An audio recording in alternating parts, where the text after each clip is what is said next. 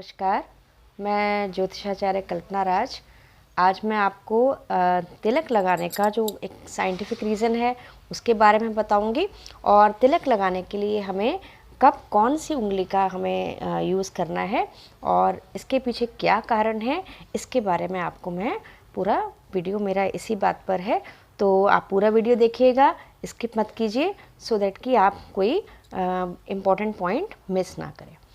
तो देखिए, जैसे तिलक लगाने के लिए हम कहते हैं, हमारे शास्त्रों में विधान है तिलक लगाना। शास्त्रों में बताया गया है कि कोई भी पूजा कार्य, मांगलिक कार्य जो होते हैं उसमें तिलक लगाने का अपना एक अलग इम्पोर्टेंस है। उसके पीछे रीज़न क्या है कि हमारे दोनों बाहों के बीच में आज्ञा चक्र होता है। तिलक लगाने से हमारा कंसंट्रेशन बढ़ता है, हम टेंशन रिलीज़ होती है हमारी, हम पॉजिटिवली चार्ज होते हैं और हमारे लाइफ में भी एक पॉजिटिव चेंज आता है। तो क्योंकि आज्ञा चक्र यहीं से सारा हमारा जो नॉलेज है उसका जो सेंट्रल पॉइंट है वो यही है, तो यहीं से हमारा इन सब का संचालन होता है। तो ज्ञान केंद्र क्योंकि यही है, चेतना केंद्र यही है, तो ये हमारे अनकॉन्शियस माइंड में जो हमारे जो विचार चल रहे होते हैं तो उनको नियंत्रित करता है। तो हम पॉजिटिव सोचते हैं यहाँ पर, क्योंकि एक्टिवेशन के लिए हम तिलक करते हैं तो ये पॉइंट हमारा एक्टिवेट होता है। ये तो हो गया साइंटिफिक रीज़न। अब हमें तिलक करने के लिए कौन सी उंगली का हमें यूज़ करना है और किस ओकेजन पे कैसे हमें तिलक लगाना है, इसके बारे में बताती हूँ। तो सबसे पहले मैं आपको बता दूँ कि सबसे जो छोटी फिंगर है हमारी वो होती है कनिष्ठिका, स्मॉलेस्ट फिंगर जो है। इसके साथ वाली होती है अनामिका, इसको रिंग फिंगर भी कहते हैं। ये होती है मिडिल फिंगर, ठीक, इसको मध्यमा कहते हैं हिंदी में। दिस इज़ तर्जनी, इसको इंडेक्स फिंगर कहते हैं। और ये आपका थंब है यानी कि अंगूठा। तो ये 5 उंगलियां हमारी हैं। तो कब किस चीज़ के लिए हमें कैसे तिलक करना है उसके बारे में सुनिए। देखिए, ये अंगूठा, इससे तिलक विजय के लिए किया जाता है, विजय प्राप्ति के लिए किया जाता है।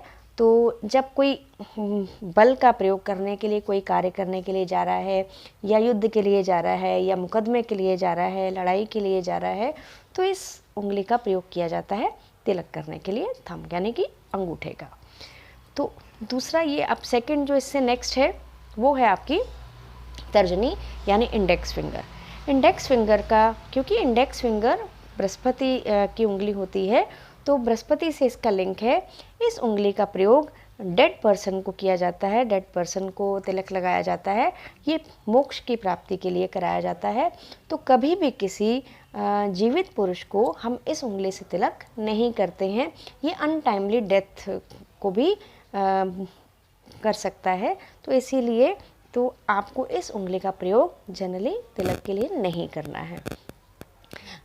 ये वाली उंगली यानी मिडिल फिंगर जो हमारी है, मध्यमा जिसको कहते हैं, ये क्योंकि हमारी शनि की उंगली है और शनि की उंगली आयु, क्योंकि शनिदेव आयु के कारक हैं, तो आयु में वृद्धि के लिए हम इस उंगली से तिलक करते हैं।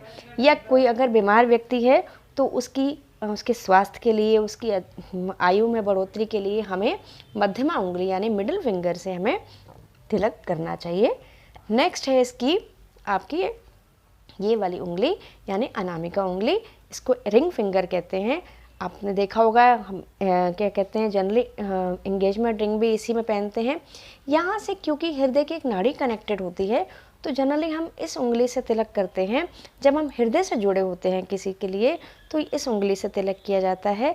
भगवान को भी इसी उंगली से तिलक करते हैं, क्योंकि हम ईश्वर के प्रति अपने हृदय को, अपने मन को, मन के भावों को समर्पित करते हैं, तो इसीलिए हम इसका प्रयोग करते हैं। सारे मंगल कार्य में, पूजा में ईश्वर को तिलक करने के लिए हमें ये वाली उंगली यानी कि रिंग फिंगर का यूज़ करना चाहिए। रिंग फिंगर सूर्य की उंगली है। सन क्योंकि ओज, तेज, यश, कीर्ति और अच्छे स्वास्थ्य के कारक हैं, तो इस उंगली से किसी व्यक्ति को भी अगर तिलक करते हैं, आप स्वयं भी करते हैं या किसी दूसरे को करते हैं, तो उसकी यश कीर्ति में वृद्धि होती है। तो ये सौभाग्य की भी उंगली है, तो सौभाग्य को भी बढ़ाती है। अब सबसे छोटी वाली जो फिंगर है कनिष्ठिका, इससे तिलक करना हमारे शास्त्रों में वर्जित बताया गया है, तो इस उंगली से तिलक कभी भी नहीं करना चाहिए। तो देखा आपने कि कल अगर हम किस तरीके से अगर हम तिलक करेंगे तो हमें कैसे फ़ायदा होगा। तो बिना सोचे बिना जाने अगर हम तिलक करते हैं तो वो अनिष्ट कारक भी हो सकता है, उससे अनिष्ट भी हो सकता है। तो इस बात का ध्यान रखें कि तिलक हमें कौन सी उंगली से और कब करना है। तो आप मेरे वीडियो को लाइक कीजिए, सब्सक्राइब कीजिए मेरे चैनल को, और ज़्यादा से ज़्यादा इस जानकारी को शेयर कीजिए। आने वाले समय में मैं और अच्छी जानकारी के साथ, नई जानकारी के साथ एक नया वीडियो लेके फिर हाजिर होती हूँ। तब तक के लिए इजाज़त दीजिए। Thank you.